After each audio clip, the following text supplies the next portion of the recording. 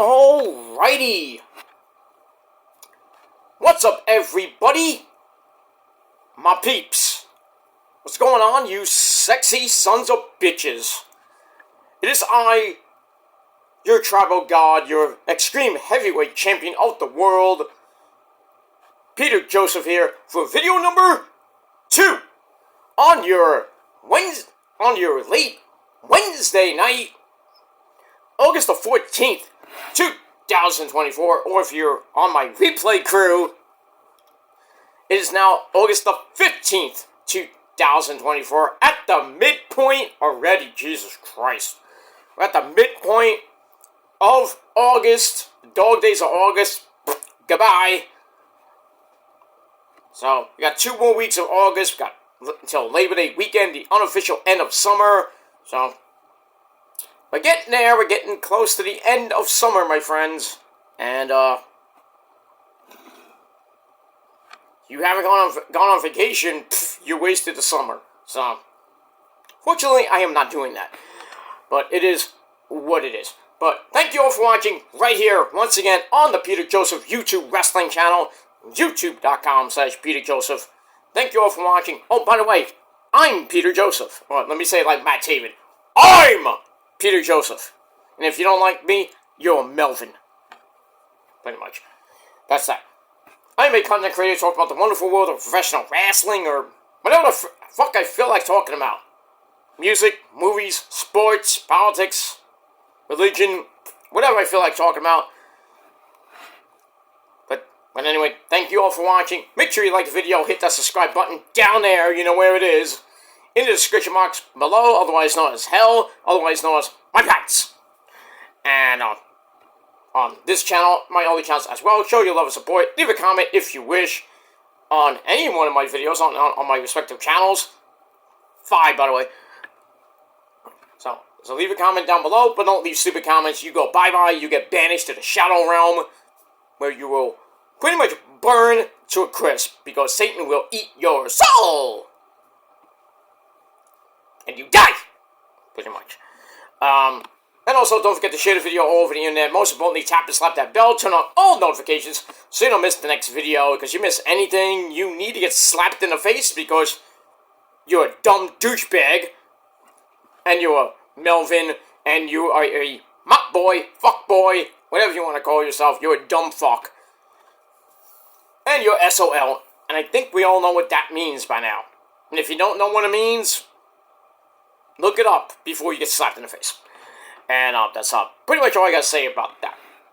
And if you're new here, new, not old fucks, not people with 6 million fucking fake accounts, because, well, thank you for the view, thank you for the free view, thank you for the free sub, but we don't take fake people here. We want new and up-and-coming people, or people who've been on YouTube for a very long time, and are just finding out about my channel. If you like it, great, you know, get the fuck off. Go back to your dead channel, or your whatever channel, and pretty much go do your business there. Because you ain't coming to my channel talking that bullshit. Or as we say in the business, boo, funky! And that's pretty much it for that. You don't like me, don't care, but you're gonna watch me anyway. You know why? Because you love me, and I love you too. Especially you ladies out there. But I digress on that. But if you're new here, welcome to the party, pal. Welcome to the party, pal. It's late, I'm sorry. Welcome to the party, pal. We hope you enjoy the ride. Sit back, relax. Grab a cold one. You wish you knew what this was. Sit back, relax. You grab that cold one and you enjoy and hopefully you will enjoy the show. But like I said, if you like it, great. You know, don't let the door hit your smelly, fat, fake ass on the way out. And that's all I gotta say about that. And pretty much we move on with that. Alright, ladies and gentlemen, it's, well, if you're watching this on the replay, it's after midnight, getting close, well, it's pretty much after midnight. So it is now Thursday, August the 15th, 2024. Thank you all for watching here on the channel. Check out my last video on this channel, my NXT review from last night, well, Tuesday night. So, check it out. Link will be down below in the gobbledygook, or you just go back a video. And we got that. I got one more video coming tonight, and then I'm in paradise. That's pretty much all I gotta say about that.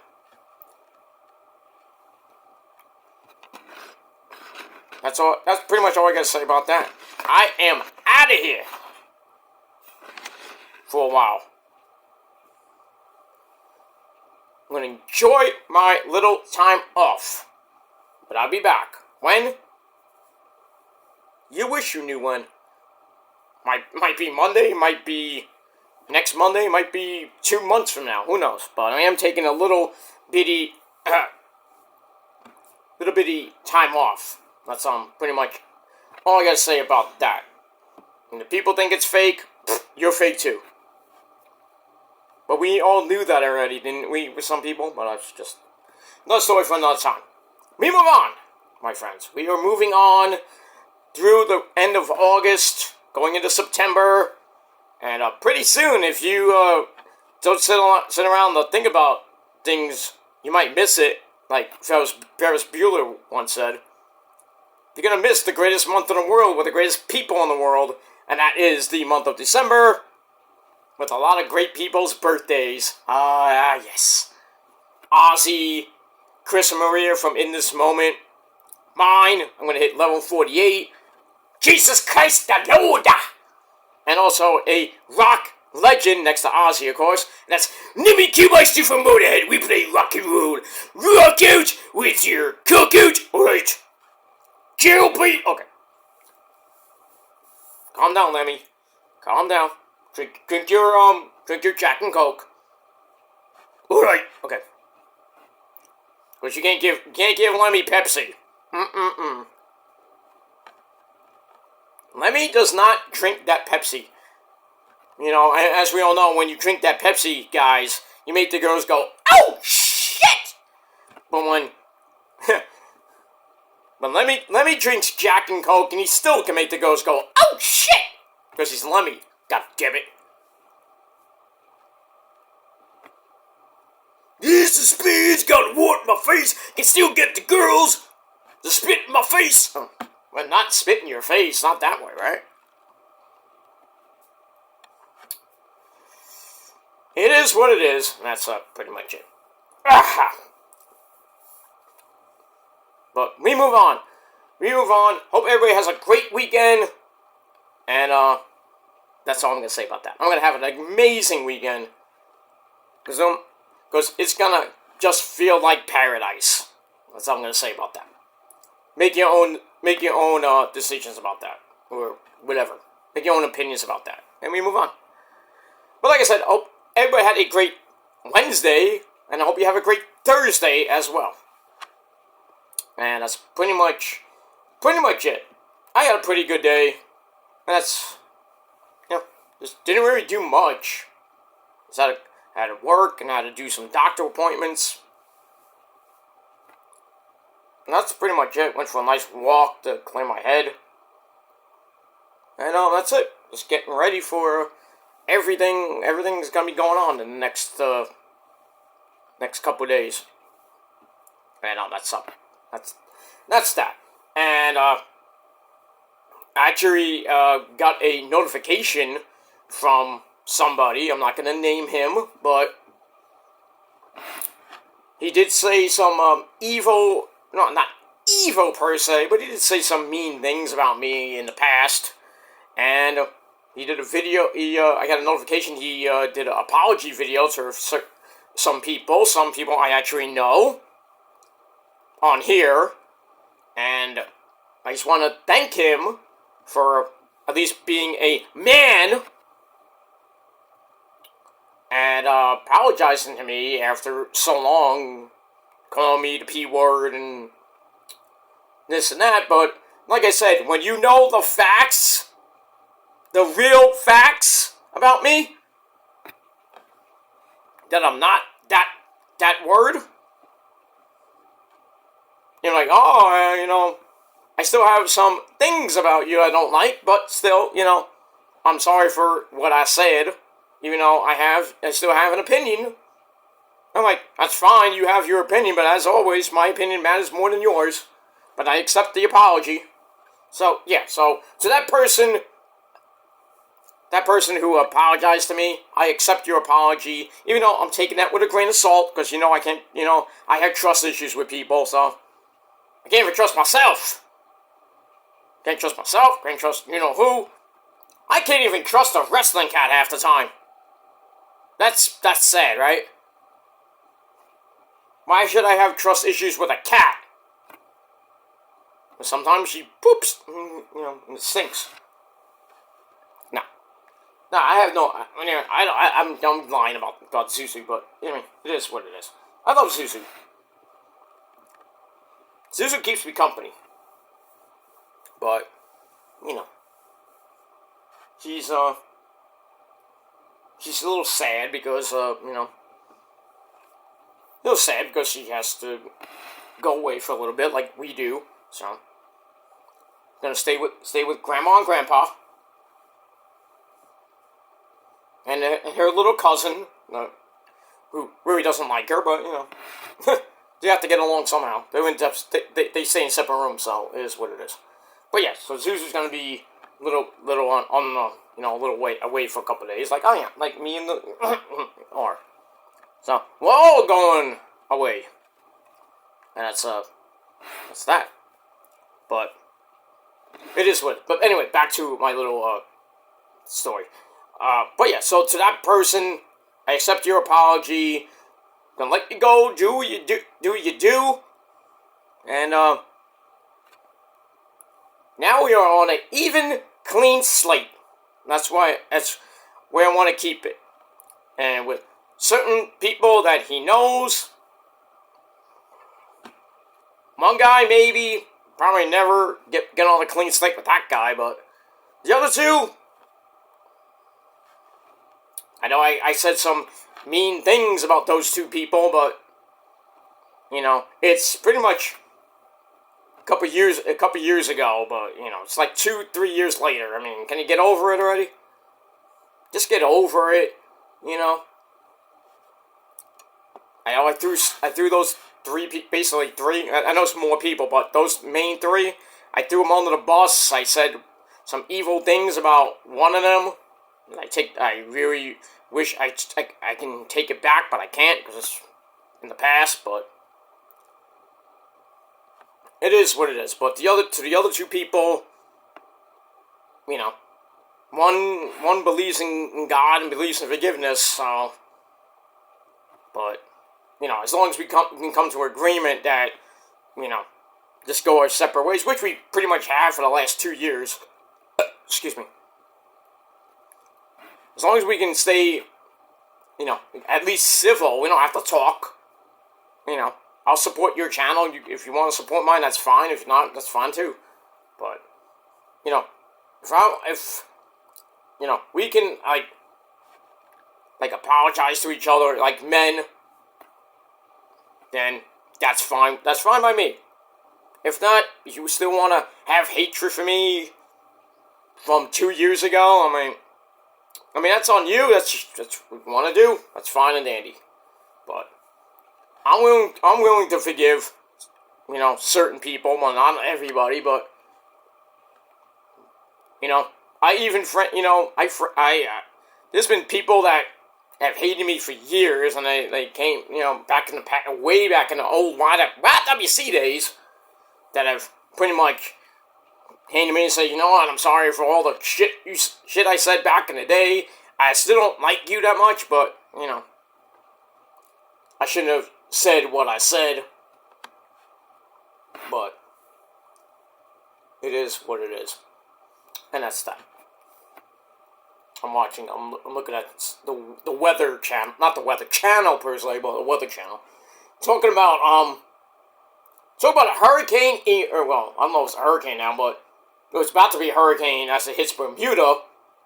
Now it's, was Tropical Storm Ernesto, hitting, basically just hit Puerto Rico, East's country and everything, but lots of rain, lots of wind, lots of flooding, and pretty much half of Puerto Rico has no power. And I can only imagine that Issa has no power. And probably won't have power for a week, at least. So, I know the tribal chief's coming back again. He's going to be on Friday night. So, I don't know, I doubt Puerto Rico is going to have any power by the weekend, but it is what it is. We're not going to hit the United States per se, but a lot of some rip currents,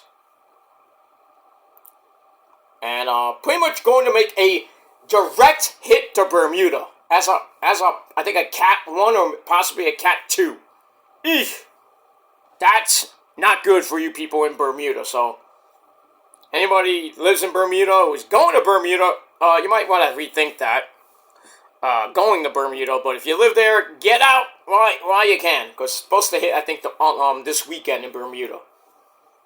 And then, kind of going this way, and it's going to go pretty much out to sea, maybe hit Atlantic Canada, which, who cares about that, but it is what it is. As long as, I'm glad that it wasn't like a major hurricane, like, years ago. I think it was Hurricane Maria, Cat 5. What was it? Cat 4, Cat 5 in Puerto Rico. Pretty much disintegrated pretty much everything in Puerto Rico. And, but thankfully, I don't even think Issa was around, living in Puerto Rico around that time. Maybe I might be wrong, but anyway. But my thoughts and prayers go out to the people of Puerto Rico now. If you lost your house, or you lost some valuables, or you even lost your car. God forbid you were driving in that shit.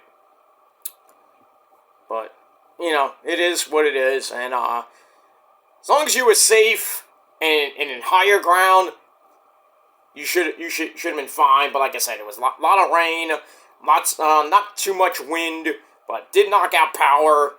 Still, and like half the island, half the country of Puerto Rico has no power. So you're pretty much screwed unless you are somewhere you have a generator or I don't know, something you don't have to charge. You have batteries. You have enough batteries to charge your phone and stuff, and you can eat and everything. You have a lot of food in the house, stocking up and all that shit. But we move on. Thankfully, nothing really major here. We did get Debbie around this neck of the woods, but it was just rain. Nothing really damaging and shit like that, but down south, oh, not good. Lots of rain, kind of picking up the pieces from the storm that hit Florida on the west side of Florida. Then kind of went into central Florida, then to Georgia, the Carolinas, all the way up to here. But it went upstate, thankfully. It went this way and then upstate and comes into a direct line of New York City. Well, that wouldn't be bad. That would have been like flood central right there. But, yeah. In any case, what is this about do not disturb shit? I don't even know what I'm talking about. Find ways to get severe weather or whatever. I don't know, I'm weird watching the Weather Channel. But, Jack, I'm stuck on the Weather Channel! Jack! Is this your water, Ozzy? Water. Let me move on. Alright, not about that bull funky, but yeah, to everybody in Puerto Rico and in the Leeward Islands, Antigua, U.S. and British Virgin Islands, I hope you're picking up the pieces, and I hope you can rebuild. And for the people of Puerto Rico, I hope you get your power back pretty soon. Might take a couple of days to about a week or so, but as long as you're safe, that's a plus in my book. Well, that's that. Alright, ladies and gentlemen, on this late Wednesday night, or Thursday morning, whenever you're watching this on the replay, right here on the Peter Joseph channel. Once again, I'm Peter Joseph, but you knew that already. And that's that. And ladies and gentlemen, it is time on video number 2 on this great channel that it is. It is time for your late night AEW Dynamite! With feeling.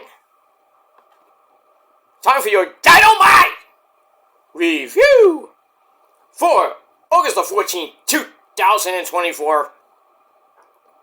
The last live American show, besides Collision this Saturday.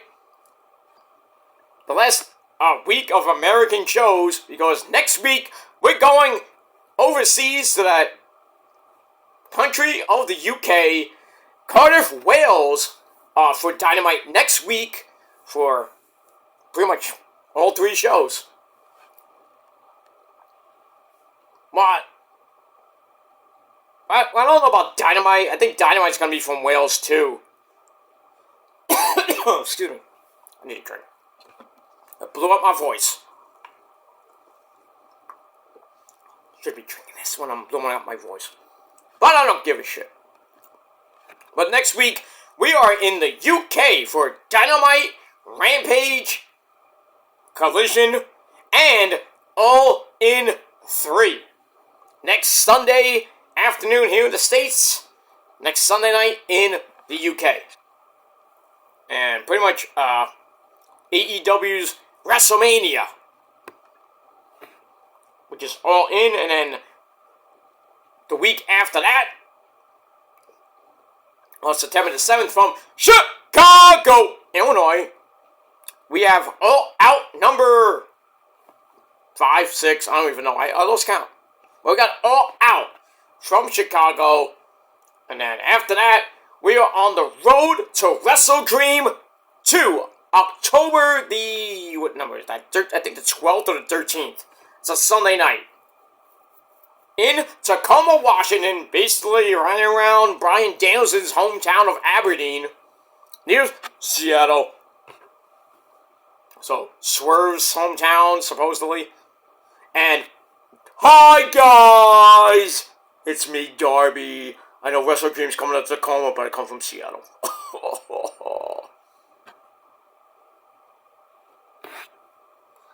Yep, so we got that. But that's coming in October. Got a big month of October. Wrestle Dream, Bound for Glory from TNA in Detroit. I think it's on October the 19th, I think. I gotta check that date. And then October the 27th, Kelly Osbourne's birthday, and another guy I know, birthday. We got NXT Halloween Havoc, night 1. But there will be a night 2, 2 days later on the 29th of October, because Halloween's on a Thursday night. Oh, that's gonna be fun for TNA and Ring of Honor. Even though that's taped in advance, but that too. That's it. But we move on. Alright. Let me just get myself together here. Okay. Alright, so Dynamite tonight. An show. As it's not the go home show, it's the prelude to the go home show. But it was decent at best. We had a TBS title match with Mercedes Moné, you know, the boss,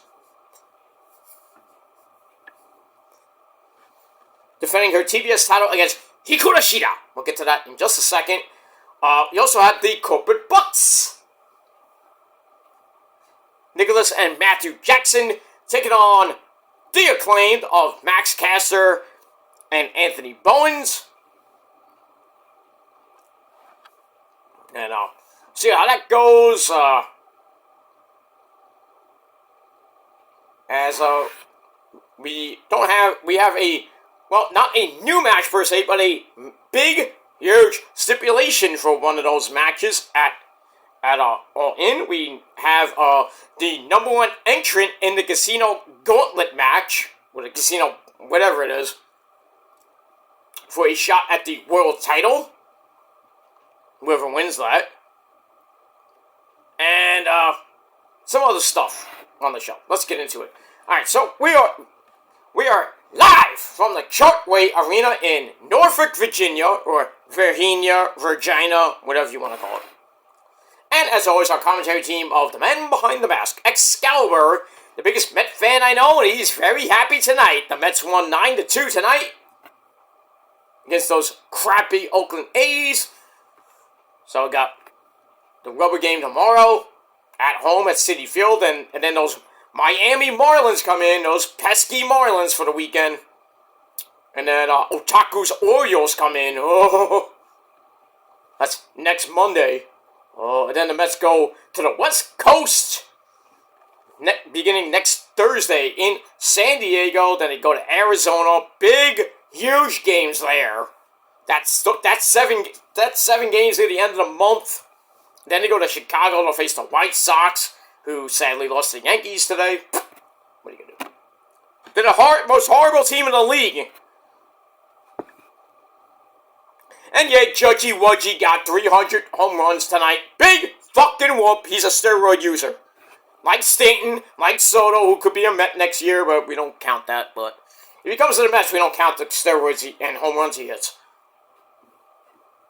So, that he hit for the Yankees this year. But if he becomes a Met, he can hit bombs the freaking Long Island and in the ocean. Who knows? But I don't think he's going to become a Met. I love it, but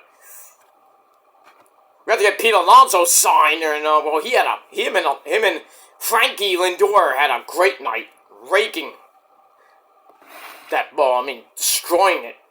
Alonso with a big dick shot. I mean, home run. What we call home runs, dick shots here in New York, but it is what it is. Pipe missile, whatever you want to call it. But in any case, he hit a home run tonight. Lindor, I think he hit a home run too. Mets were just on fire tonight. Better than last night, well, the night before that, when they lost 9-1. But they won this game 9-2, and the rubber game tomorrow. I think it's tomorrow afternoon. No, tomorrow night, I think. Tomorrow afternoon, tomorrow night, I don't forget.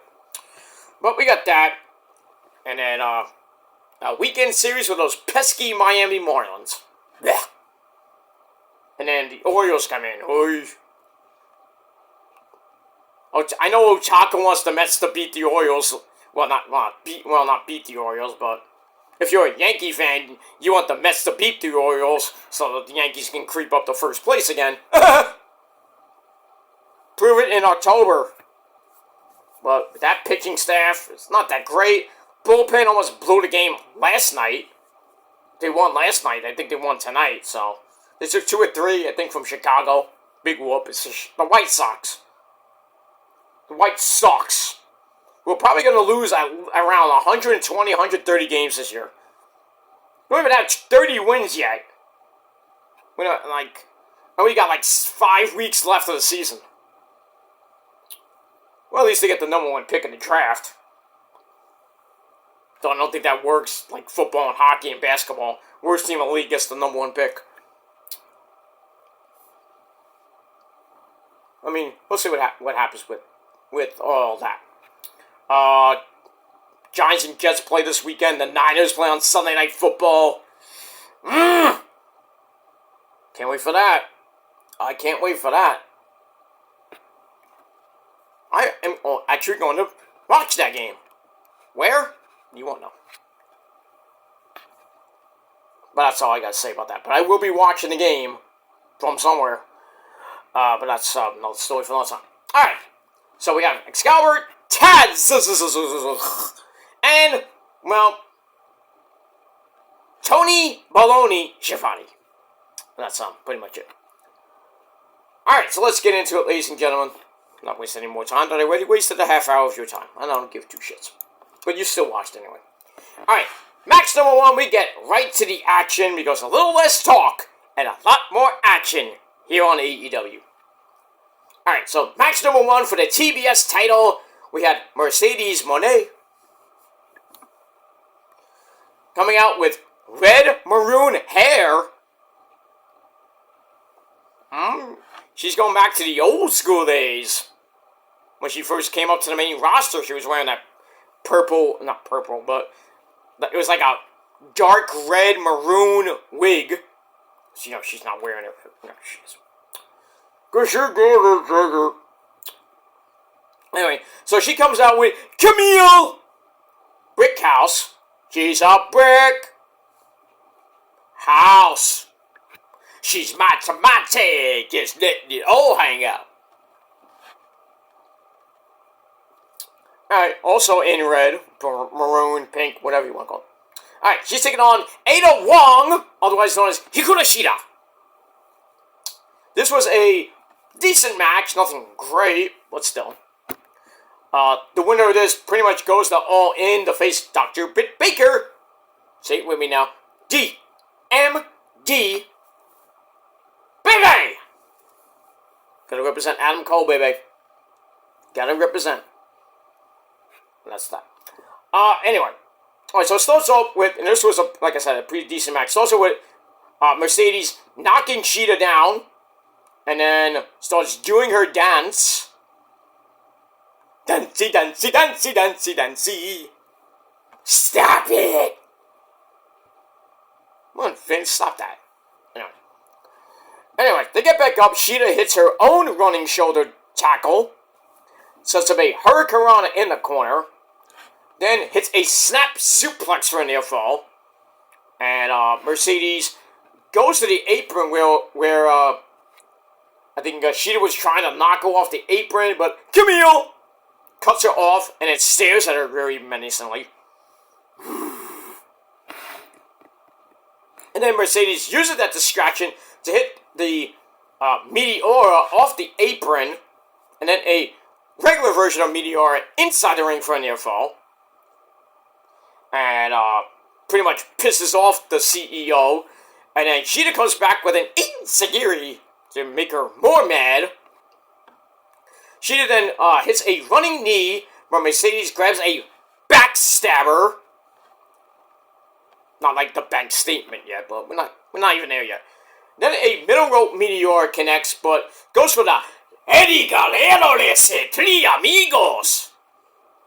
That gets counted into the Falcon Arrow, but she only hit two of them. You know why? Because she couldn't do it like me. But what are you talking about? She looked up to you, Eddie. Oh, right, forgot. You been smoking that? Mm-hmm. Too much sangria tonight, huh? Oh yeah, me and mommy, China, we had a lot of sangria tonight. Oh, she went to tell him I binged it. Oh, I don't want to know. I don't want to know. Okay?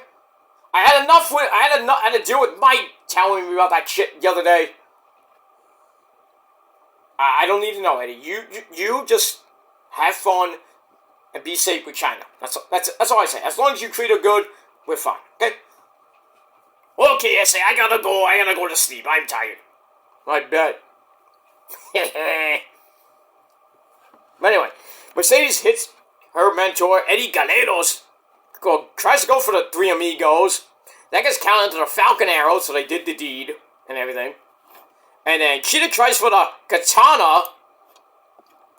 And so Mercedes gets out of the ring because she don't want to get hit by it because she might lose the belt. She then beats up Camille with the kendo stick. And then I think the referee Stefan grabs it. Well, actually, no. Mercedes takes it away, and Stefan, the referee, is like, no, you can do that. And then Camille comes from behind with a cheap shot, knocking Shida pretty much almost out. Throws her back in, and Mercedes is right there to hit the Money Maker. 1, 2, 3, Mercedes Moné retains the TBS Championship in under 11 minutes. I think we all kind of figured that she would retain. I was hoping for, Britt Baker, Shida 3, but maybe down the line. But we'll see what happens with that. Alright, so I gave the match 2.5 out of 5 stars. And then after the match, whoops, sorry about that. Okay. It's like, after the match, we hear the music of Dr. Britt Baker, DMD, baby. So, Camille goes up the ramp, And then the fans were like, yeah! I thought that Britt was gonna attack Mercedes from behind, but Camille's like, a little bit smart. Goes to ringside and sees a woman in a Sting mask. Now, last time we saw that, Britt Baker was under the mask. So Camille pulls this fan, this Sting fan, obviously, over the guardrail, beats the crap out of her. But it's not Britt Baker because we see Britt Baker come from another part of the arena, goes through the crowd, and kicks Mercedes in the gut, kind of stunned Mercedes. Mercedes like, you bitch! And goes after her, and Britt is a little bit too quick for her, and trips her, and then, well, she has the glove. She puts on the glove beforehand, gets in the ring, kicks her, knocks her down. Is about to hit the lockjaw, and she goes, points to the camera, like maybe talking to her boy toy. Adam, come with me! He's like, did it one for you. Well, she didn't say like Chief Mojo Rising, Mr. Jim Morrison. Hey, Princess Smiley Face. This one's for you, from Chief Mojo Rising. Hey ya, hey ya, hey ya, hey ya, hey ya, hey ya, lady woman. You're my woman. Okay. Anyway. Alright, so the threat of the lockjaw gets broken up by Camille. And then they scatter, and that's pretty much it. So, we'll see what happens next week in not UK, in Wales. Before we even get to London. But, the feud, even though with the 2-week Britt Baker suspension, because of the whole MJF shit, kind of picked up. But I think it's going to be a decent match. I think Camille's going to get involved. I would not be surprised if we see Jamie Hayter return. I hope so. We haven't seen her in a year for that shoulder injury she had. I mean, damn, 1 year and your shoulder ain't better. I mean, not anything bad to say about Jamie Hayter, former AEW champion, but her sad that her reign had to end because of a fucking shoulder injury. I mean, I think it's the left shoulder. I think. Hey, I have a shoulder injury too. I mean, I have an old injury with my clavicle, and it was like this. It was like half broken. It was in '94, by the way. So it's been 30 years since that happened, and still kind of giving me trouble because from what my physical therapist told me, well, not the new one, my old physical therapist told me, it's like it healed, but it didn't heal properly. I'm like, what? How's that possible? It's 30 years ago. I mean, come on. With the bone infused, I mean, I gotta do the CM Punk on that one. Well, yeah, it still gives me, I gotta get the kinks out because I'm getting older, But that's that. So I'm gonna start working on that because it affects my left side and I got sciatica down my leg anyway, and it goes into my shoulder pain goes into a little bit of my left side of my back, so I gotta do that. So I'm gonna be doing that probably next week. By the end of this month, I'll be going to my shoulder. I got my back MRI on Tuesday. Ugh, I'm a mess, but still kicking ass, my friends. Even if I'm almost 50, I know my body's not the way it used to be at 25 or even at 21, but getting back to that exercise, that DDPY. I mean DDP yoga because it ain't your mama's yoga. Ain't no yoga, no, brother. I've been doing that pretty much every day now. But and going for walks and everything. I'm going for a little bit longer walks, even though it hurts my back. But so I can't go long walks. I go for like a 20 minute walk, and I'm, after a while, I'm fatigued, and I'm tired, and I gotta, lay down for a while. I gotta take a shower and lay down. But it is what it is, but we got all that. But hopefully we see Jamie Hayter in her, I think she's from England, I think she, pretty much I think she is from England. I have to look that up. I'm not going to do it right now. But in any case, hopefully we see Jamie Hayter maybe get back together with Britt Baker Baby and kind of stop the, stop Mercedes and Camille from doing more damage.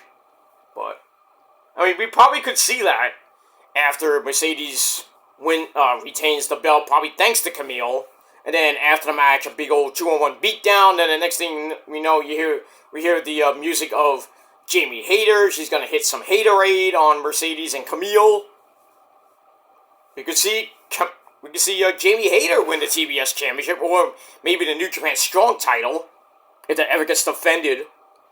But we'll see what happens with that. All right, and we move on. All right, then we get a recap of the Jeff Jarrett, JEFFJARRETT. That's Jeff Jarrett. And the Hangman Page situation. Jay Lethal's got involved last week, so we saw the fight that happened after last week's Dynamite. And now we're going to have a match also tonight. So we see that. Then we go to Renee Paquette with Jay Lethal and friends. Karen Jarrett and the original player from the Himalaya.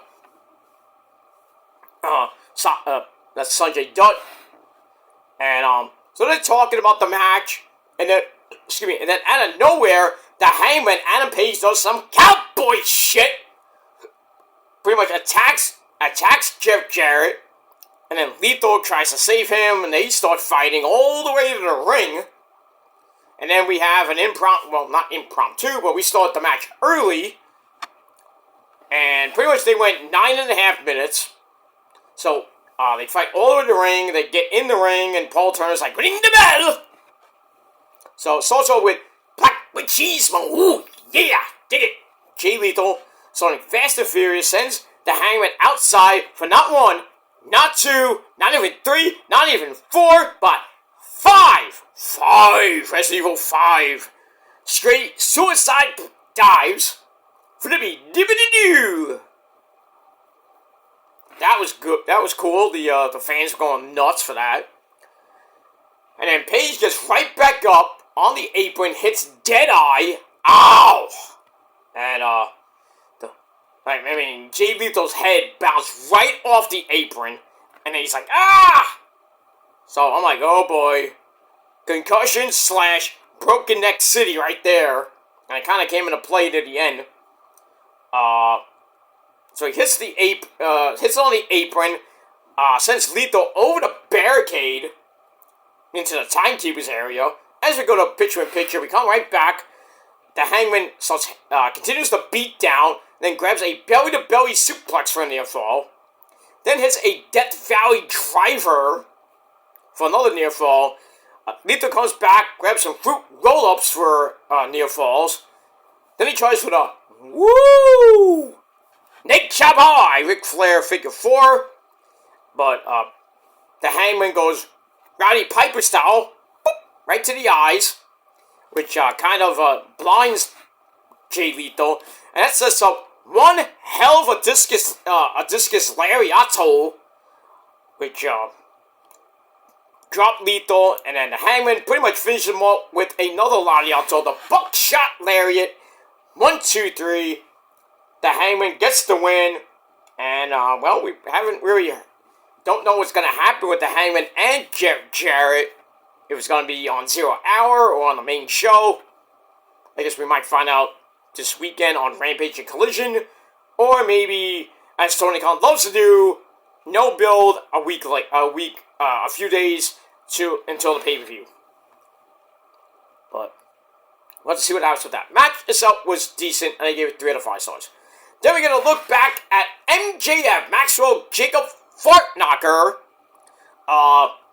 retaining his American Championship in Red Pro in London against Will Ocean Spray's friend and Red Pro champion, Michael Oku. Not Goku, it's Oku. As we all know, Goku sucks. Well, we all know who is the best. I am the best, Kakarot. Because I'm the prince of all Saiyans. Moving on. Alright, so he attacks him, then he tries to go after Michael Oku's hot as fuck fiancée. I don't know her name, but she's a looker. And then Ocean Spray was there, because he's friends with Oku.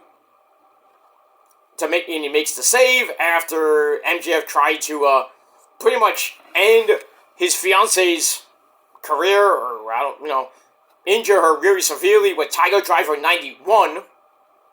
But thankfully, Ocean Spray was there to make the save. So we see that. Then we go to another video, just hyping up Ocean Spray and MJF, both claiming to be the best in the world, even better than Punky Brewster, see him puke. And then, really the video was focusing on Ocean Spray can't use Tiger Driver 91 after hitting Bryan Danielson with it. I think a Dynasty, or I forget what pay-per-view that was. Kind of injuring him, per se. Basically to the point where Ocean Spray said, I'm never going to use it again.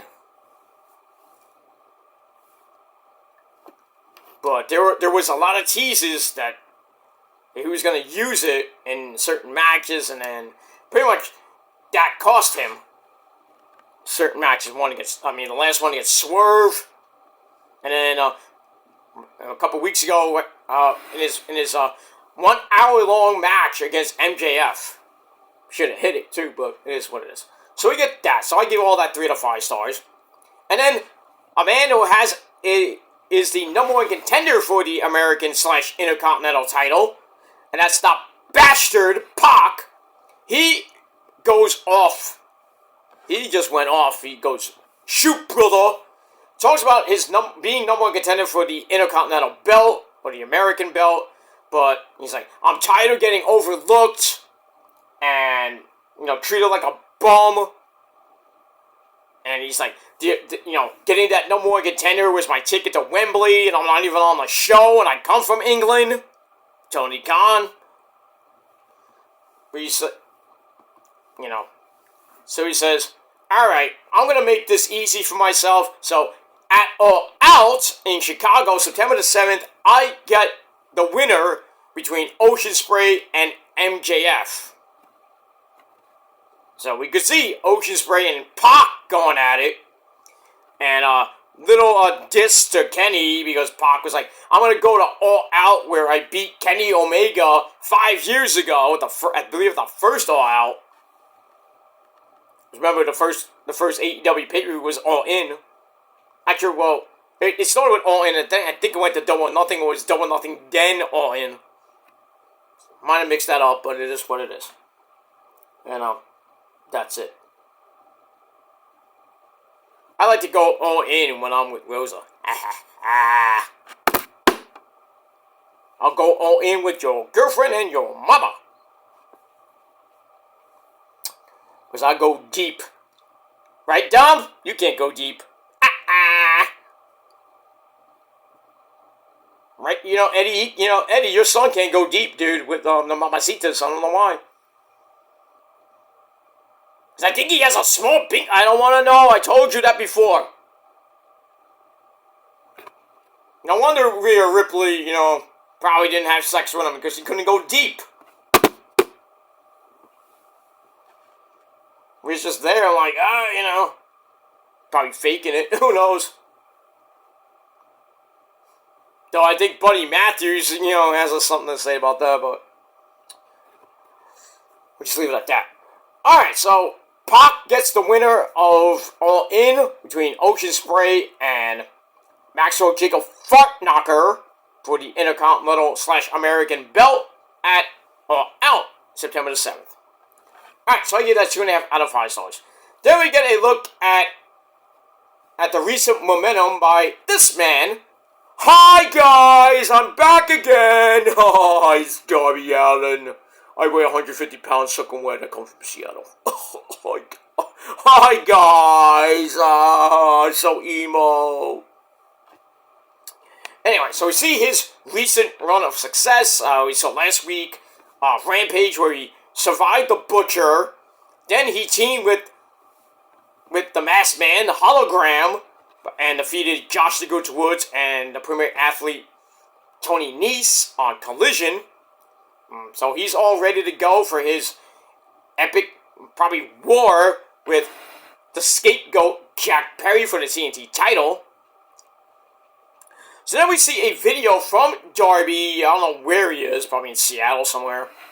He talks about killing himself on the indie circuit, you think? Have you ever seen his stuff in Evolve?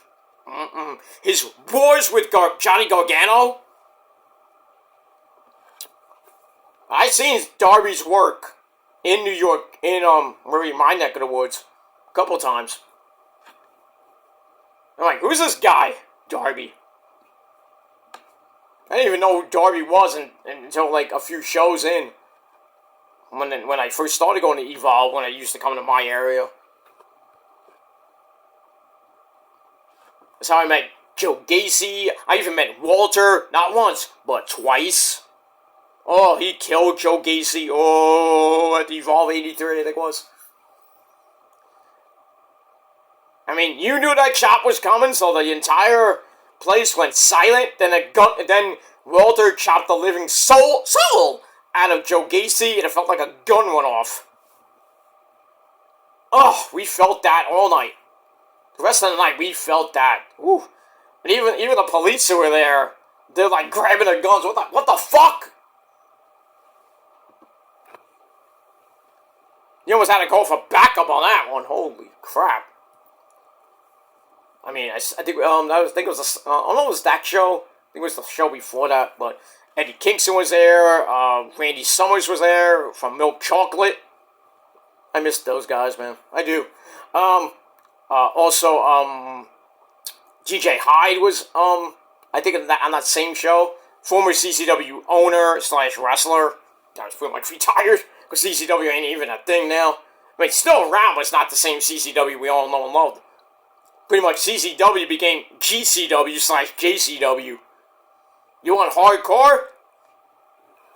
That's New Jersey style hardcore, not even close to New York style hardcore. I mean, those guys are crazy. Those guys and girls are crazy. Maki Ito, what the fuck? Miyu Yamashita. Those ladies, I mean, even Chelsea Green got hardcore in GCW. And yes, Matt Cardona won the GCW World Title. The so-called King of the Indies. Which pretty much he's so bad he has to stay on the indie circuit. Because WWE don't want him, really. He could have had a reunion with his hot smoking wife, but still. I don't know what the reason why he's not coming back. Yeah, him and Miz can go at it. But, moving along from that. Blah, blah, blah, blah, blah, blah, but stay in the indies and pretty much fear my good buddy Mittens. Because he owns your ass, pretty much. Not gonna say about that. Alright, so Darby talks about that, says, I kill myself on the indies for nothing, and he's like, we're talking $25 or $50 a night. That's how much you make in the indies these days, even less than that. Depending on how many people come to the fucking show. But my neck of the woods, there's a lot of indie promotions here. BCW, not that, well, we have WW, but it's a different WW from the other WW, and another WW, Women of Wrestling, on, Channel 55 here in New York. But, what else we have, in New York? Creative Pro, of course, in Long Island. Wrestler Pro, everyone hasn't come in New York in like 3 years now. I don't know about that, Biff Tannen, Kevin Matthews. But basically, Wrestle Pro now pretty much emanates from New Jersey and Alaska most of the time. But hasn't been to my neck of the woods in a very long time. Don't know if it's ever going to come back. We got that promotion. GCW, once in a blue moon, comes to the Melrose Ballroom in Queens. Sometimes it even emanates from the old ECW Elks Lodge in Queens, New York City. and then it had one show at the Hammerstein. I did go to that one. Sick night that was. But yeah, the New York hardcore scene, crazy. But Jersey is like the place to go for hardcore. I mean, legit hardcore, not Onita style hardcore, not even close. They did it a few times in Jersey because, you know, New York, the New York State Athletic Commission are a bunch of bitches. You rarely get a hardcore match in an indie promotion. I mean, they'll use chairs, but, you know, once in a while they use ladders for, you know, ladder matches. We had a ladder match in April here for the world title, and then they had another one. I think earlier this summer, maybe a month or two ago. They're gonna probably have another one called the Lock and Key ladder match, but not like Money in the Bank or anything like that. But just saying, yeah. But I mean, there's not, you know, not many tables get used around my area because of the State Athletic Commission. You have to go to Jersey for that shit. Barbed wire boards. I mean, anything you can think of besides, except for C4 explosives, of course. I mean, even Tremont, but they did that in Jersey with Onita, because FMW stuff. That was like a couple years ago. Oof. I saw that. I didn't see it live, but I saw it on, I forgot, I think it was Bleacher Report. I saw it I forgot what streaming site I saw it on. Crazy. Onita's like 70, almost 80 years old, still doing that shit. In Japan, because those bastards, you know, those people from Japan are crazy fucks. They are. But the ladies are even crazier sick fucks, if you know what I mean, right? We know you long time, we go on your big, you know. We suck your dick long time, then we have sushi. But, I mean, it is what it is. Anyway, so he talks about, you know, basically getting almost nothing, $25, $50 a night, and you're, you know, basically wrestling in front of 10 people, 50 people, maybe at most 200, 300, depending on what indie promotion. Get that.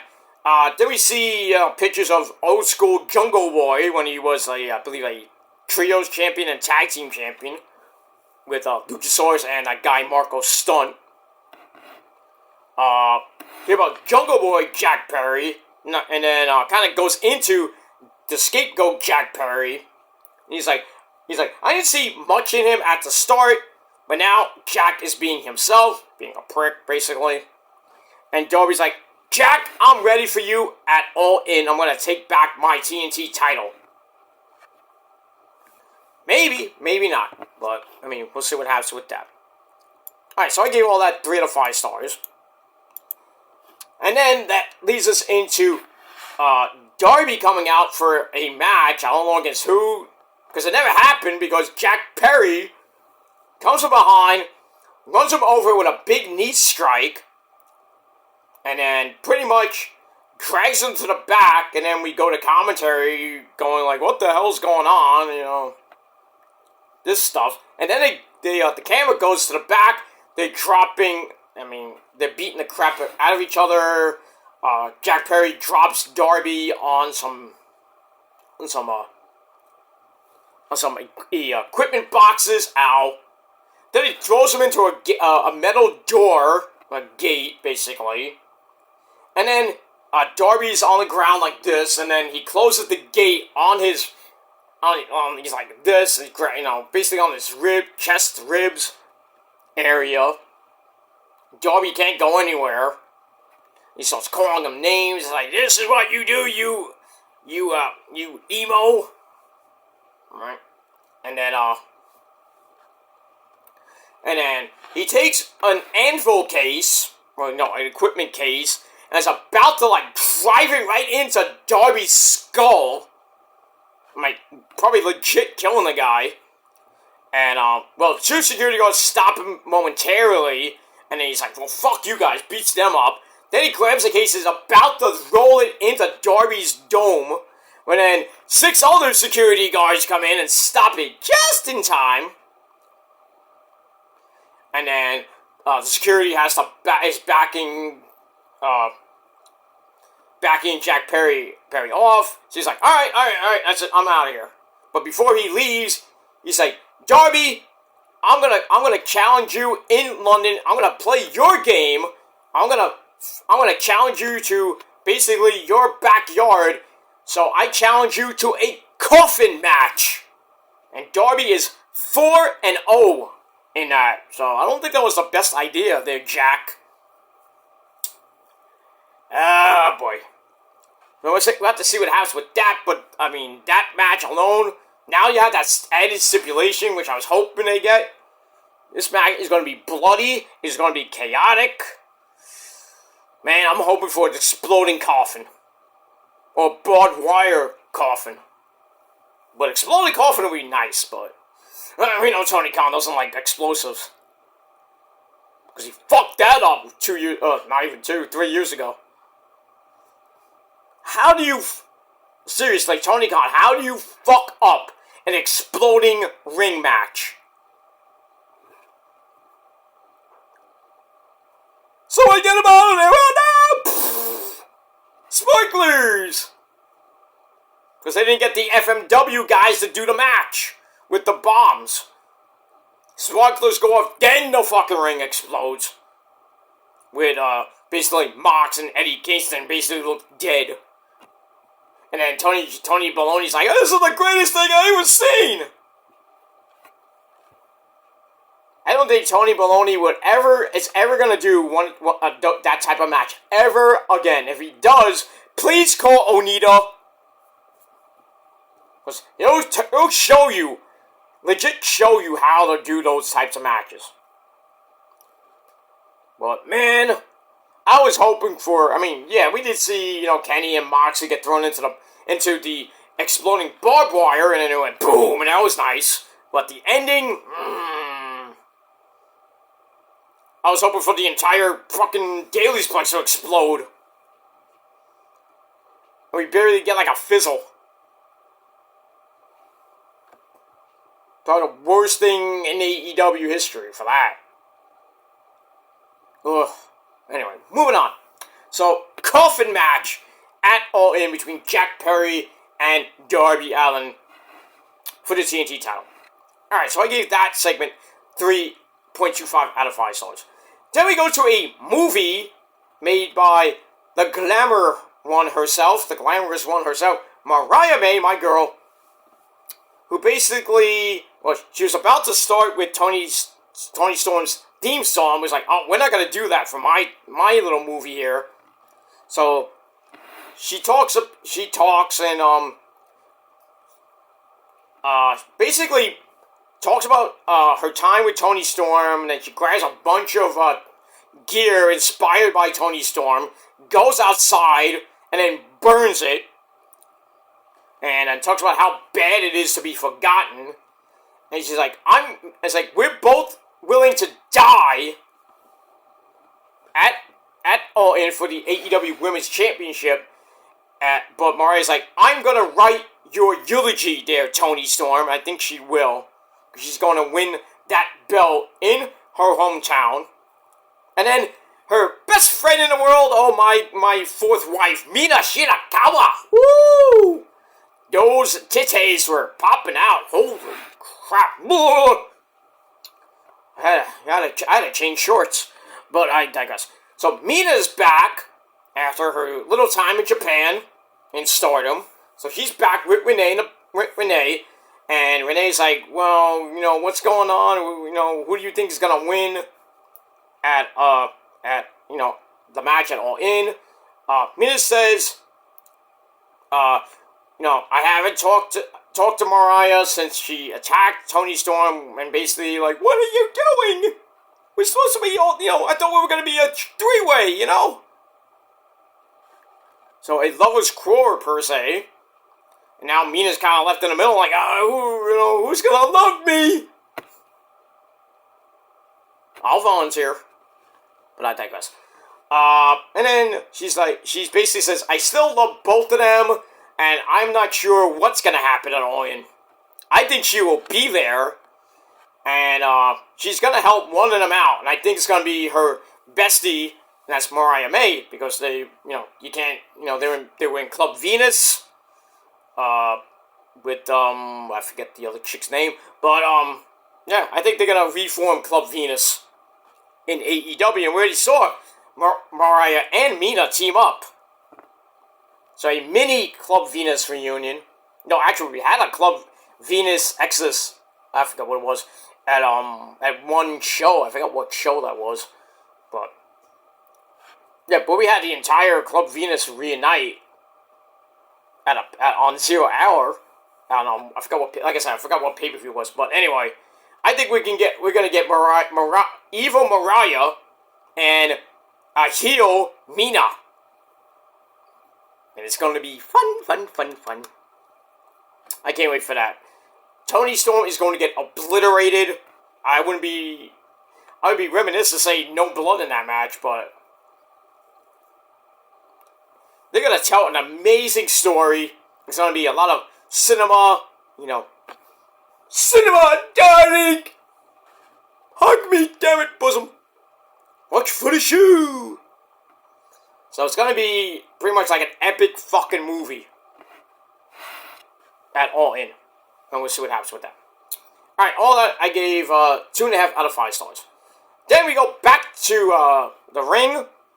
We have a I thought it was a four-way, but it was a triple threat match to see who is the #1 entrant in the Casino Gauntlet match at All In for a shot at the world title at a later date.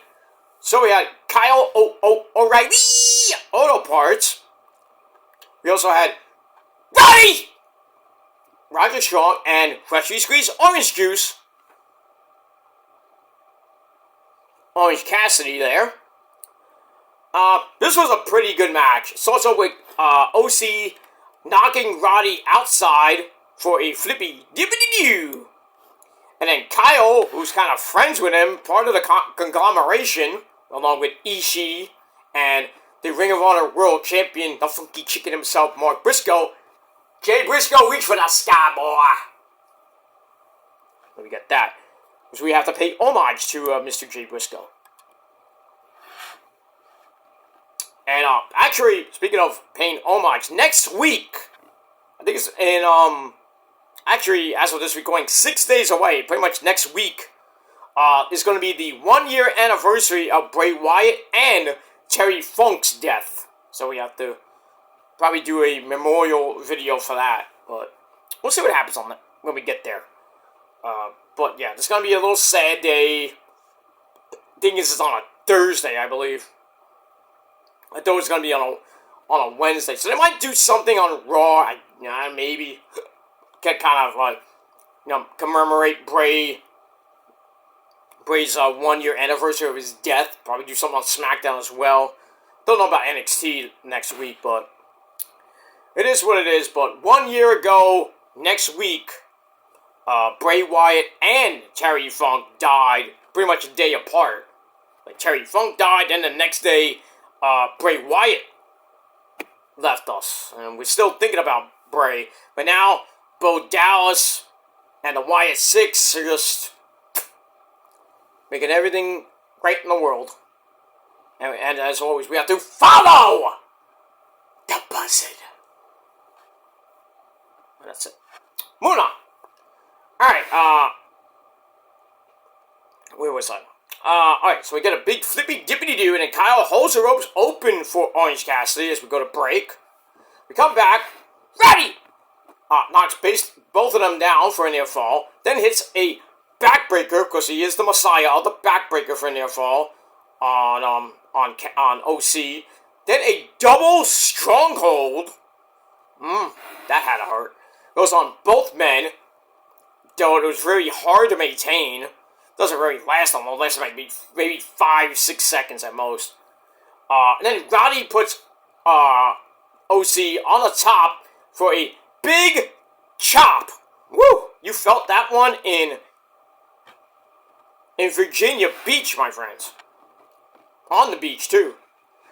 So loud chop instead, but Kyle O'Reilly comes back with a guillotine choke that gets broken up by Orange Cassidy with the lazy elbows of doom.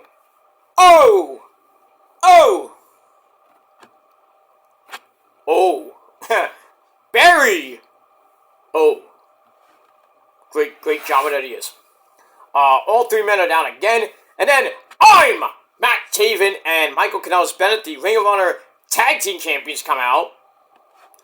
And then the rest of the conglomeration come out. Who came out? I know the Funky Chicken, the Funky Chicken himself, Mark Briscoe, came out.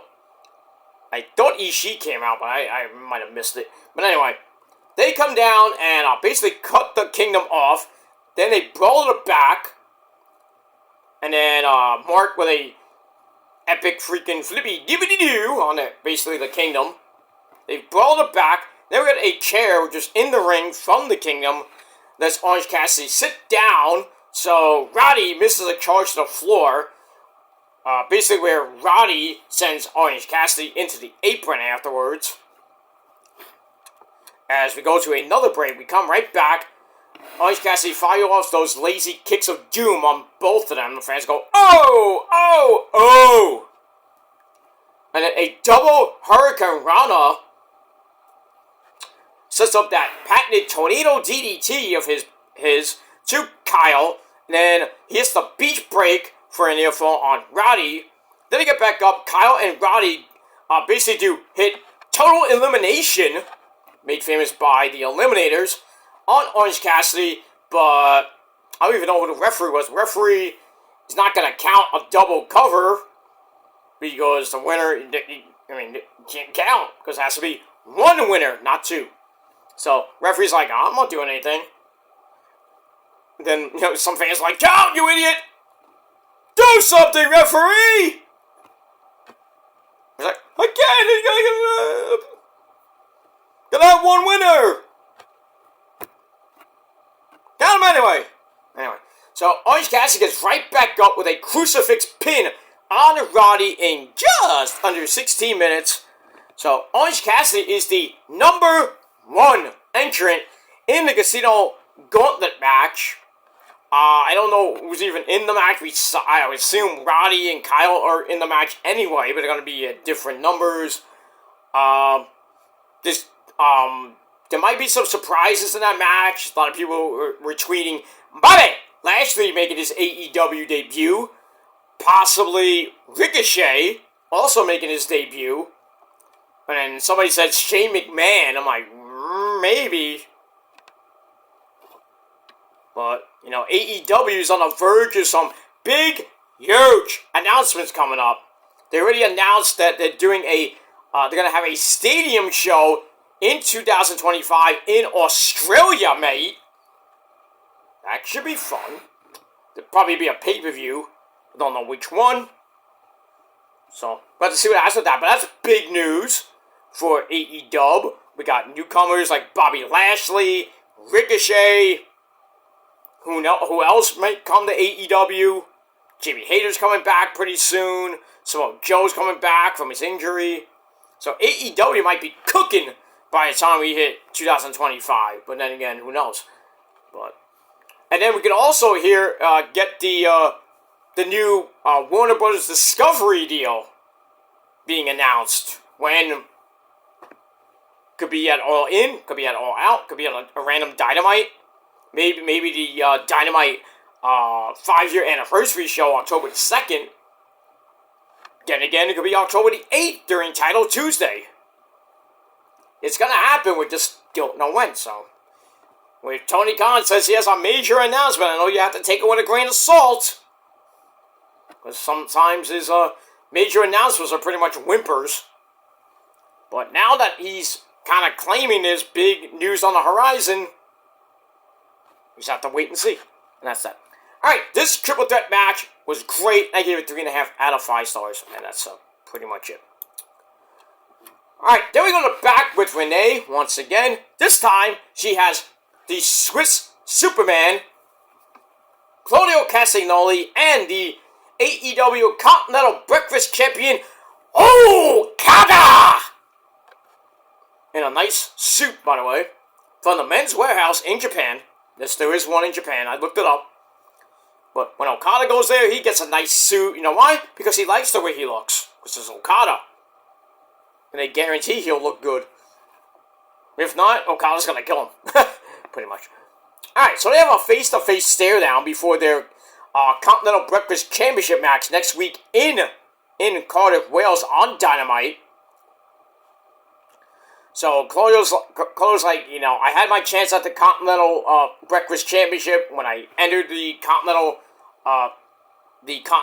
title tournament, but, you know, I let myself down because I, you know, didn't win it, obviously, because I went to Eddie Kingston, held the belt for a while, didn't hold it that long. Eddie's still out. Eddie might come back, I don't know when, but I wouldn't be surprised if he comes back in that Casino Gauntlet match. But I haven't heard anything in the news about Eddie Kingston. I forgot I think he has a messed up leg. That's going to take a long time to heal, so it probably won't be back until maybe next year at most. But we got that. And we move on. So, he's basically saying, I'm going to give it all I got, you know, against Okada, you know, blah, blah, blah. So Okada says, I'm going into, you know, says, he's going into the, wait, there's another Continental Classic tournament? Wait a minute. I think he messed up there, but anyway, maybe I wrote it wrong. You know, it's hard to, you know, hear what Okada says half the time. Anyway, Okada says, I'm going into the match as the best tournament wrestler ever. It talks maybe because of the G1, 4 G1 title wins, by the way. He's like, I'm going to win. So I guess there is a Continental Classic tournament coming up. Why? Anyway, he's like, I'm going to win, bitch. So Okada leaves, and then Claudio says, see, this is not the Okada I want, not, you know, the Bucks lapdog.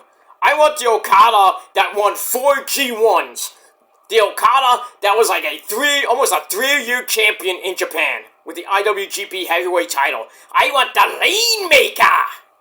That's the Okada I want. Next week, I don't want this joke, basically, like the Bucks lapdog. I agree with Claudio, because Okada basically is pretty much a laughing stock now. He's just there for the Bucks' enjoyment. Because he's the Bucks' boy and everything. Oh, we bring in Okada! Okada is basically, you know, he's a comedy act now. I'm like, what did you do to Okada? The fuck? I mean, seriously, Nicholas Jackson, what the fuck? I mean, this ain't PWG when you did that shit with Kevin Steen. Making him dress up in your, you know, with the tassels and the gear and shit. I mean, God forbid you even had Adam Cole do that shit. You! I don't like you. But I respect you. I'm gonna make everybody suck your dick! I'm gonna make Candace suck your dick! I'm gonna make Joey Ryan suck your dick! Elgin! They're all gonna suck your dick! Just remember, I'm coming back for that belt. Pretty much. These two guys, they don't do that shit. Right on. They're good Christian boys. Right on. I still have that tape. Mount Rushmore. The event that Steen and the Bucks and Adam Cole formed the first version of Mount Rushmore, and then the second one was basically Roddy, the Bucks, and Adam Cole. That didn't last that long. Oy. Still good stuff though from PWG. Pretty much PWG is a distant memory. Because Excalibur hasn't even put on a show in God knows how long. I don't even know who the champion was before they kind of went off. I thought it was Garcia.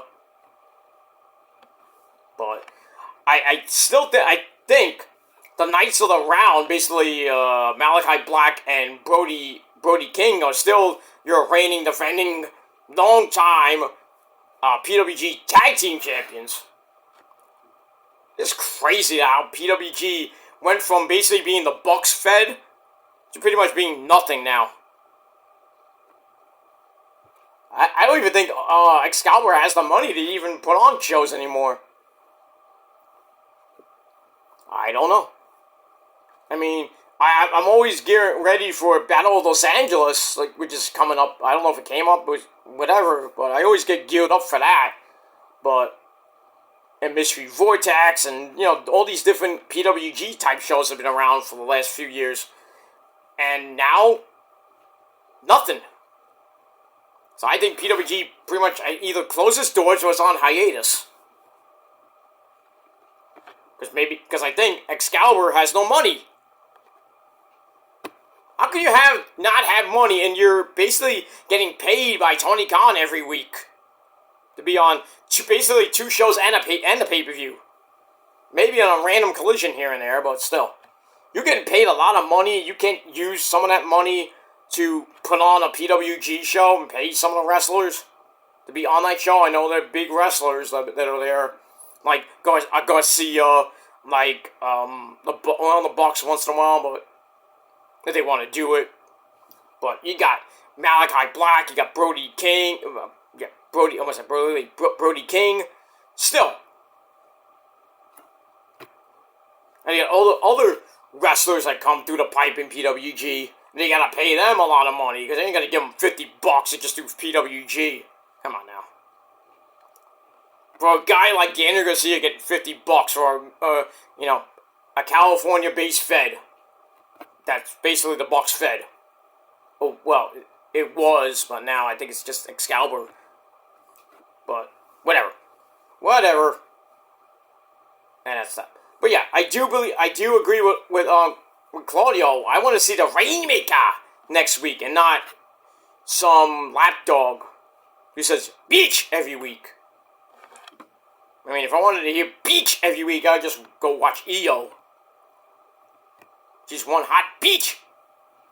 But I digress. Alright, so I gave that segment 2.5 out of 5 stars.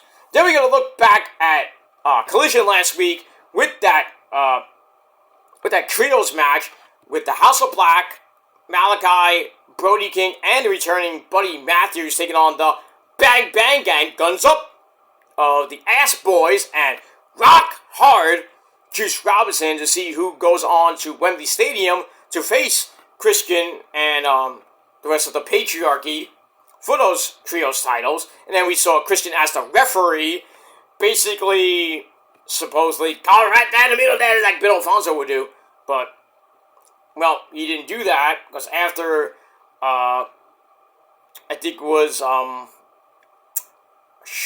who was it? I think it was Juice Robinson, or one of the Ass Boys, and, Brody, I think it was Brody basically got knocked down, and Christian's counting them out, gets the 9, and he attacks one of the members of the Bang Bang Gang, and then pretty much goes 10, and then pretty much the match ends in a draw. So there is no number 1 contender for now. So we'll have to see what happens with that, but we'll talk about that later. But here we go. So we see that, and then we go back to live action. Christian and the Patriarchy are in the back with Renee. We have Nick Wayne and Nick Wayne's mom has got it going on. Yeah. They're there, the Trios champions, and the big dinosaur himself, Luchasaurus. So they're there. Christian says, we're going to have to find a new team to challenge for these belts, because I'm on the way to winning every title. I'm going to hold every title at the same time in AEW. I doubt that. And then, Renee's like, chuckling a bit at something that Christian said. And then basically Christian says, you know what, Renee, get out of here. You're a worse mother than you are an interviewer. I'm like, real? Oh, dude. Oh, you better hope Moxley didn't hear that. Because Moxley, if he heard that, he's gonna come back and fuck you up. Alright, so we got that. Alright, so I gave that 2.5 out of 5 stars. Then we go to Tony Baloney Schiavone in the ring and says, well, thank God Norfolk, Virginia ain't gonna see this guy on Rampage this weekend. But anyway, talks about a man who came back last week, and that is this man who he sent for the man. Get in here, Hook, you one-eyed Willie.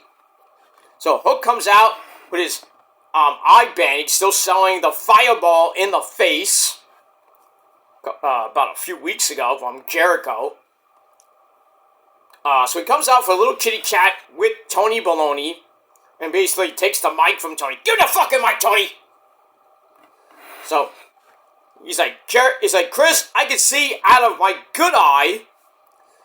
And he's like, I want to fight you right here, right now in Norfolk, Virginia for the FTW title. So, on cue, the learning tree comes out. Jericho, as of this video, 114, 114 days, I believe, as, I think it was 14 or 100, I think it's around almost 120 days. So, almost 4 months as champ. So, he comes out with Big Cass and Brian Keith, the Bad Apple. So, they come out. Jericho's like, You know what? You want me to fight? You want to fight? No. Not tonight. Because I'm not gonna fight in front of these guys. By the way, hi guys! Hi guys!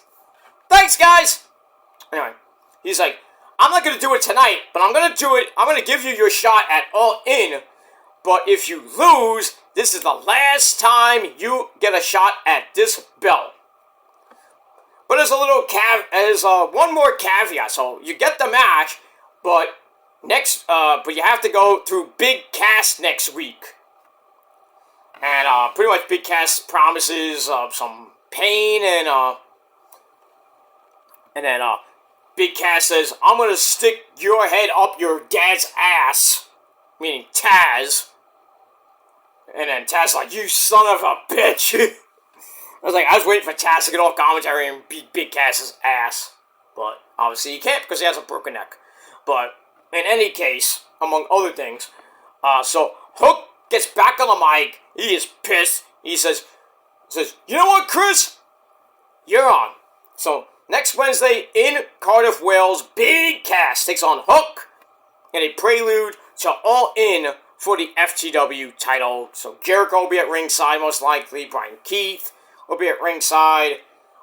Probably Shibata will be there. I don't know about Samoa Joe, but I think Joe returns at All In. That's what I think might happen. Joe returns, and Hook will get back the belt for I think the second or third time. Probably the third time, I think. But we'll see what happens with that. Alright, so all that I gave 3 out of 5 stars. Then we go to the AEW Tag Team belts on the line. The Corporate Bucks taking on the Acclaimed Max Caster and Anthony Bowens. So the Bucks are defending for the first time in 4 months. They've held the belts since they won them 4 months ago.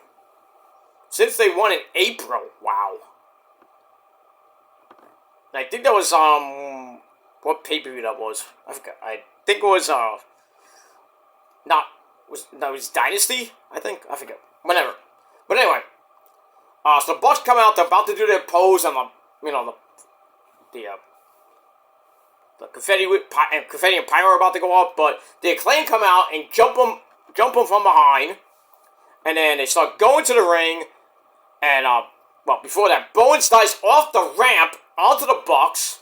And then they finally go inside to start the match properly. Then they hit drop kicks through the ropes to send them back to the outside.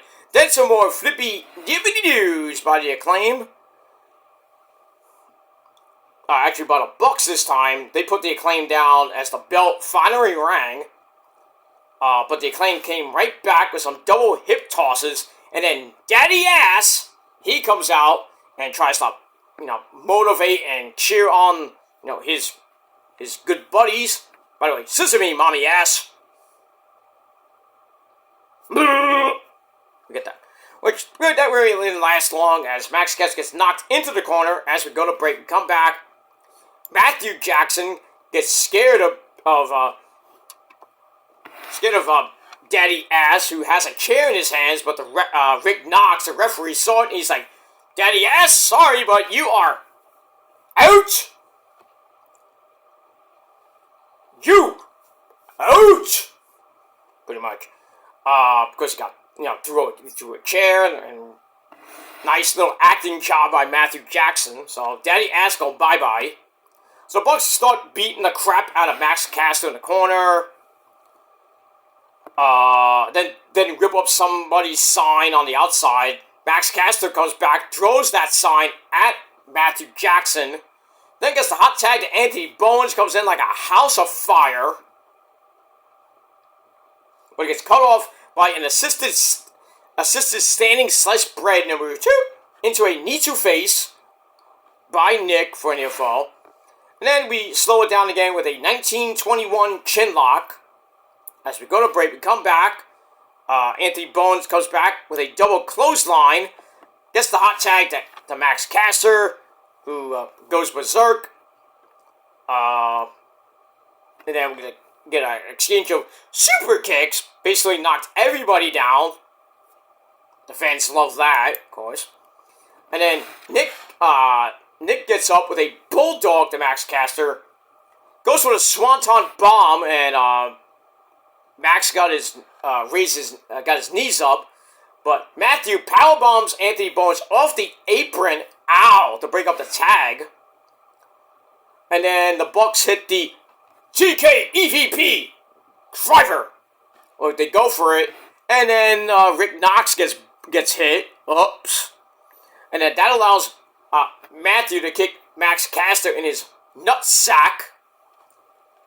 And then Matthew grabs the title belt and is about to hit Max Caster in the face with the belt. But then FTR come out. Dax Harwood and Cash. He's got a clock. Wheeler. They come out. And they're about to go at it. And Rick Knox had his back turned momentarily. And then, Matt is like, okay, we're not gonna fight. Not gonna fight right now. We're gonna get out of here. We're not gonna do anything. And then out of nowhere, Matt is like, well, fuck you, Dax Harwood. Spits at him. And then that really pissed off Dax Harwood, who double leg takedown, which caused a disqualification because Rick Knox saw it. The fans were like in utter silence, like, really?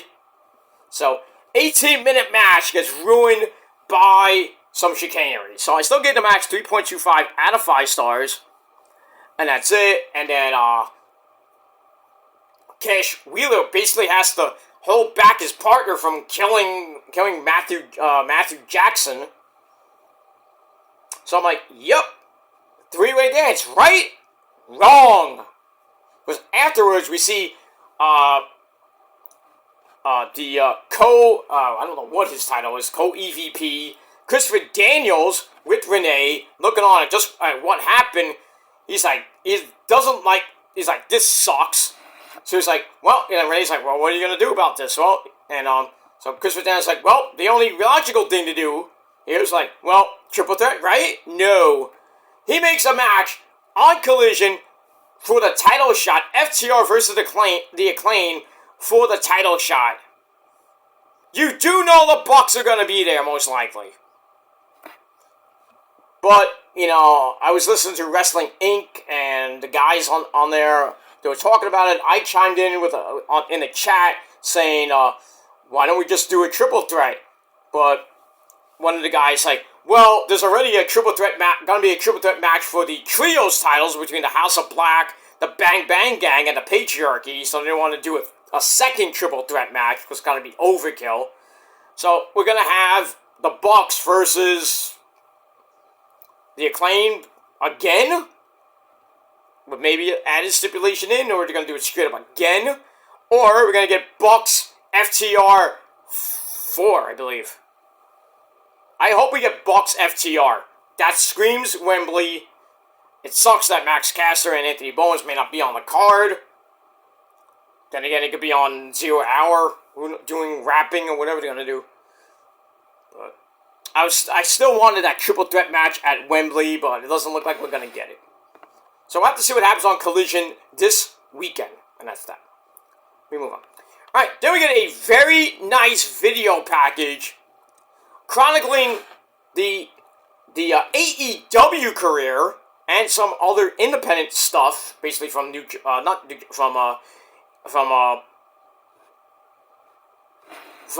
of Honor and some other indies that Bryan Danielson, yes, he was a part of. And then we see most of his AEW career. Set to Time of Your Life by Green Day. Tony Khan gonna be paying Green Day a lot of money to use that song.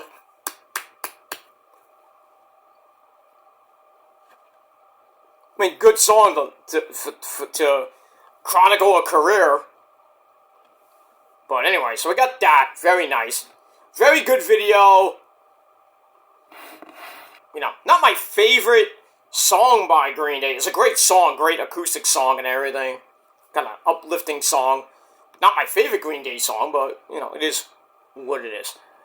If you want to know my favorite Green Day song, it's, you would think it's like, anything off Dookie. Dookie! Like,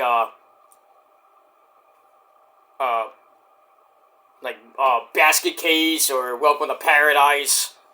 Or When I Come Around is a great song. Probably that's the song of 1994, basically. Or 90, whatever that song, like, what year they came out. But really, my favorite song from Green Day is 2,000 Light Years Away. I love that song. Great riff, too. I mean, I like Geek Stink Breath from Nimrod. You know, I like the new stuff, too, but not that much, but the old stuff, the old Green Day I like. I like FOD. We all know what that means. If you don't know what FOD means, pretty much look up what SOL means. That's pretty much all I gotta say about that. Love FOD from Dookie. It's like a hidden track. What else? I like She. Not the Kiss version. Well, they don't have a version, but they have a song called She. But I love She. She lives in silence. 2.5 minute song. Great riff. And that's all I gotta say about it. Green Day is great. American Idiot. Don't wanna be a Canadian idiot. The Weird Al version. Good old Weird Al.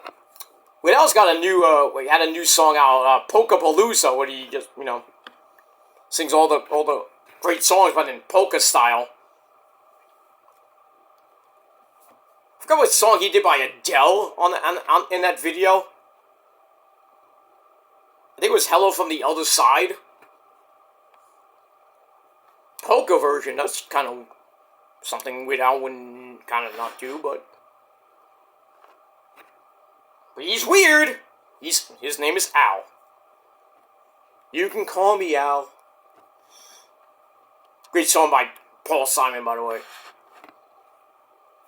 I mean, that song and Me and Julio down by the schoolyard. Pretty much. Great songs by Paul Simon.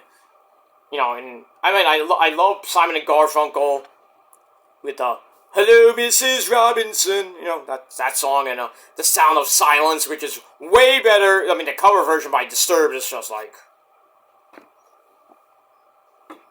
what can you say about that? I mean, the live version is great too. And if you haven't seen Disturbed, please go out and see them. And if you meet them, tell them I said hi. Because they are one of the many bands that have pretty much saved my life.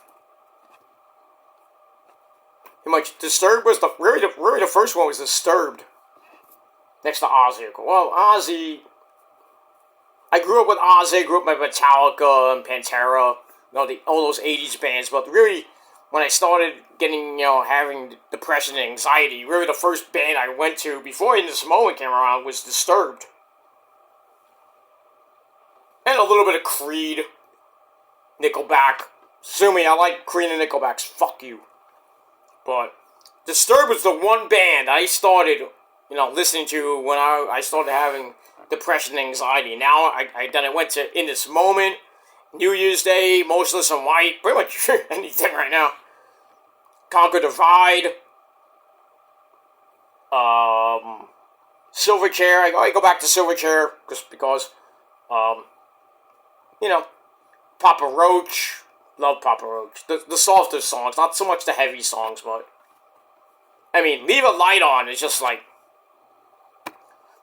pretty much the anthem for depression and anxiety and suicide. But, well, suicide prevention, not suicide at all. But you got that. Disturbed has a few of them. In This Moment has so many. I can name them all, but I'm not going to. But we move on. But great video, loved it. 5 out of 5 for that. Well, that leads us to your main event of the evening, non-title match. Bryan Danielson in the front row to watch his boy. Not even his boy. Well, it's this guy, William Yuta. William Yuta is the type of guy that roars through Puerto Rico and knocks out your power. That's how really bad Puerto Rico hates William Yuta. But I digress. Anyway, so William Yuta basically about to get served by Mr. Swerve. With my good buddy, Prince Nana, at ringside. Please, drink his coffee. Please buy his coffee. Drink it. You're gonna love it. You're gonna love it. Rose loves. I mean, doesn't drink that much coffee anymore, but she has had some of that great Prince Nana coffee. I've had a couple of cups. I'm not a big coffee drinker, but that and Zakk Wylde's Odin blend, whew, that'll wake you up. The best part of waking up is coffee in your butt. No. Anyway, moving on. Alright, so Bryan Danielson at ringside to basically see William Yuta get his ass handed to him. I mean, Yuta got a few moves here and there. Not much. Yuta sends Swerve to the outside for a big flippy gibbity doo. And Bryan's all like, yeah! Go back in, and William Yuta arm drags Swerve down into those hard anvil-like elbows of his. Goes for the seatbelt and hits the seatbelt. And Swerve barely kicked out at 2. And then Swerve, gets hit with some strikes. He's like, hey, come on. Or, I thought he was going to do the ever popular Nakamura. Come on! He starts laughing. And then he hits not one, but 2 house calls. Then a third one, which basically knocks William Yuta the fuck out. And then he was doing some ground and pound, like basically, he's dead, you gotta stop the match, he's dead. And I don't know who the referee was, I think it was Bryce. And he's like, that's it, match is over. Calls for the bell, so Swerve wins by referee decision. Referee stoppage, I should say. Under 9.5 minutes. Gave it 2.5 out of 5 stars. And that was it. Then after the match, Danielson has to come over the guardrail to basically look at a basically unconscious William Yuta, barely moving, barely even moved. So he's there. I think the Doc Sampson and a couple of EMTs were there. And then Swerve gets on the mic. He's like, I got something to say to you there, Bryan. He's like, if you thought what I did to your boy, wait till I'm gonna cripple you in front of your family. Oh, he went there. He's like, I'm gonna put you in permanent retirement. Run in front of Bree and your kids, Buddy and Birdie. I'm like, oh shit. Then he looks like he was about to leave, and Brian has his back turned because he's still trying to get William Yuta to wake up. And then Swerve sneaks back in the ring, boom, hits him right in the back of the head, back of the neck with the house call. Then he's like, goes,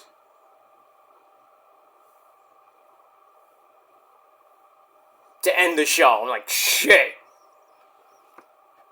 But, I mean, this feud is like getting intense. I think Swerve is gonna retain. I mean, they could give Brian the belt, but I mean, why? So he can just be a part-time champ?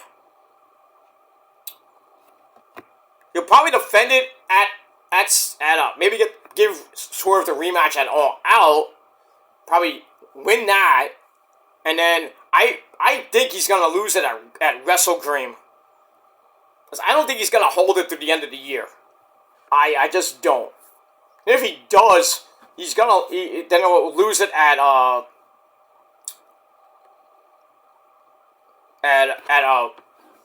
World's End 2 in December. Then again, he could lose it at Full Gear, which is the week after. I believe it's the week after Crown Jewel, because Crown Jewel is November the 2nd. I think Full Gear is the 9th or the 6th. Either that weekend of the 9th or the 16th. So it's right before Thanksgiving. Right before Thanksgiving, and then after that, pretty much 2 days after Thanksgiving, we got Survivor Series in Vancouver. So if you're going to be there, all you media people, I know maybe Sean Rossap is going to be here, definitely. Denise Salcido doesn't have to go that far because she lives in California. She's got to go up, pretty much up I-5 basically, all the way to Vancouver and back. So that's a long ride, but still. But if you're somebody like Issa, I'm like, she loves going to the Big Four. I did ask her if she was going, and she really, yes. I think she said something, but I might have missed it on Raw, because I asked her on her Raw review. And I think she is going to Vancouver. That's a very long trip. That's a 2-plane ride.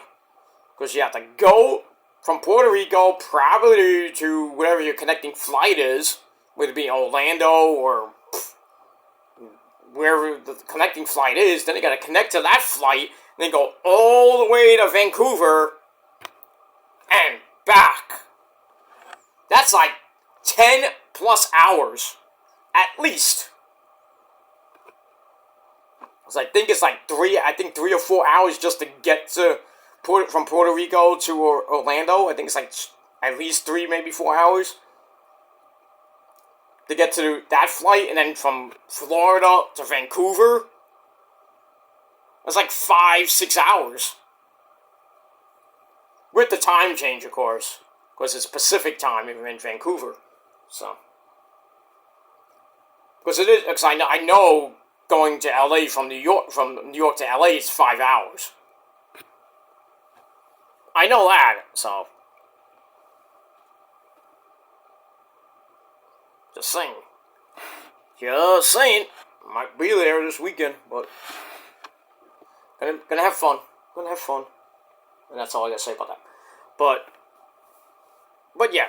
So that's way in advance of November. But yeah, if Danielson does win the belt, like I said, I think he's gonna drop it before the end of the year. Or at the end of the year. If he doesn't drop it at All Out or Wrestle Dream or even Full Gear, I think he's gonna lose it. I doubt on a Battle of the Belts, or he's gonna lose it probably at World's End 2. Whoever that might be. Then again, he can win the belt.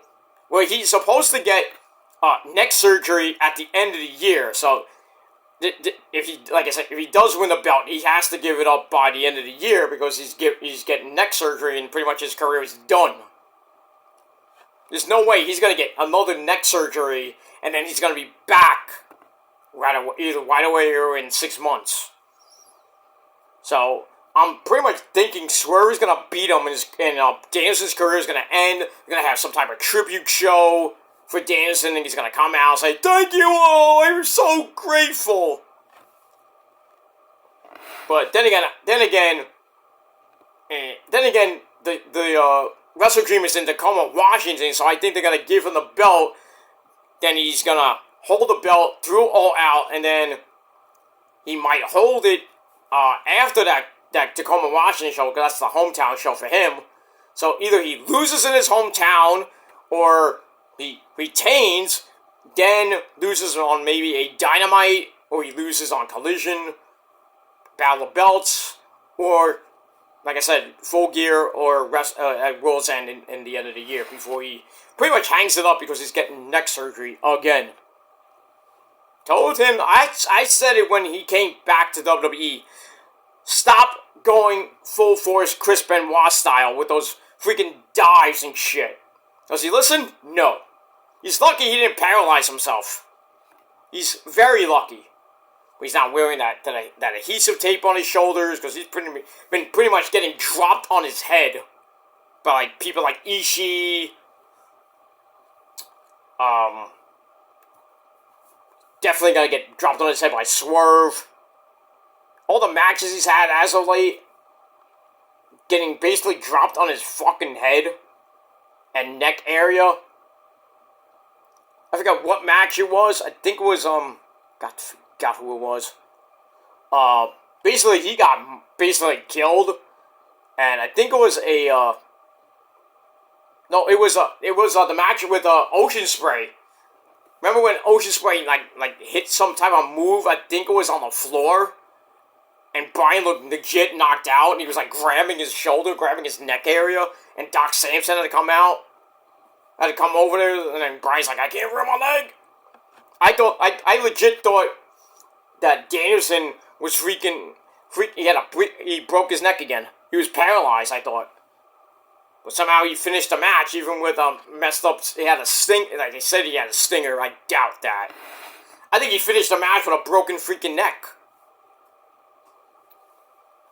But I think right from there, his neck problems were coming right back to haunt him. And now, I think they're going to give him the belt out of spite, because his career is going to end pretty much in 3 months. So, I don't know. I don't know what they're going to do. But that's all I can say about that. Anyway, I'm going to get out of here, guys. Thank you all for watching.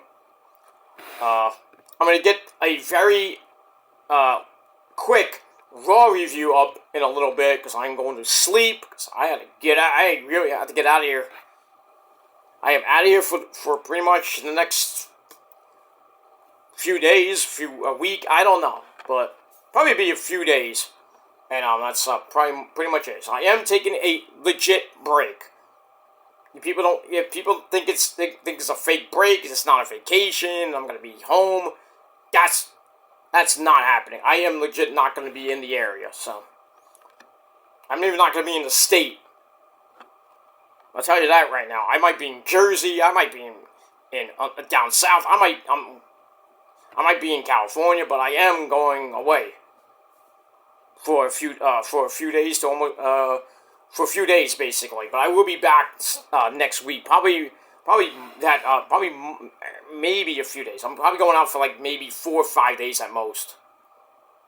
So, I might get Collision up, maybe Monday, but definitely Raw review Monday, definitely.